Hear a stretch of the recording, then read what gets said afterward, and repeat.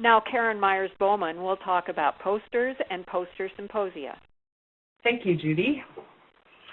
I'm going to talk a little bit about the most common form of presentations at the NCFR conference, which is the poster format. This is one of my favorites because it is a face-to-face opportunity for a face-to-face conversation and a networking opportunity. I have had conversations at conferences when I was presenting a poster that led to work in the future that I did with other professionals, and so I really enjoy doing poster presentations. I think the most important thing to remember with posters is that it is a visual presentation. You may have the opportunity to talk to people and explain your project, but you may not. So remember that you have 8 feet wide by 4 feet high, and think about what it is you want to communicate in that space. Once again, you will be limited as to what you can communicate, but think about what is most important. Some basic guidelines are to use the entire space. That gives you the opportunity to tell more instead of less. Remember that the title and authors should be prominent, so as people are walking through the posters, they can easily identify your presentation.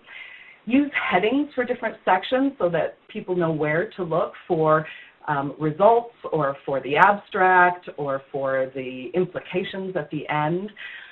Remember that you're going to have to summarize, and using bulleted points is one of the best ways to do that so that you're brief and you're to the point and people can get to the information immediately.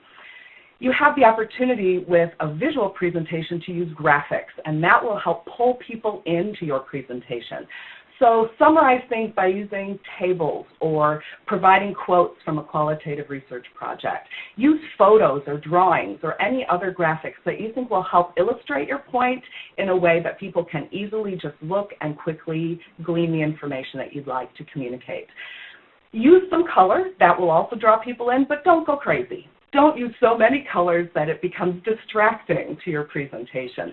So some color is good, but it's also, like Shelley was saying earlier, use things that are going to pull the whole thing together and really draw people into your presentation. The last thing to remember is do not use anything smaller than 24-point font. People should be able to read your presentation from about 3 feet away.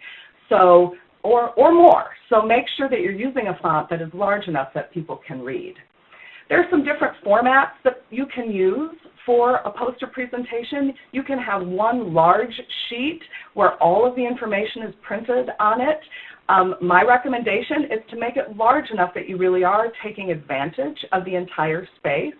However, this can be rather expensive, and it is not the only way to do this. It also makes it difficult if you're flying on an airplane to transport it.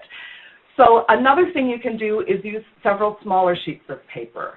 And as you can see from these couple of examples, here you can use the entire space.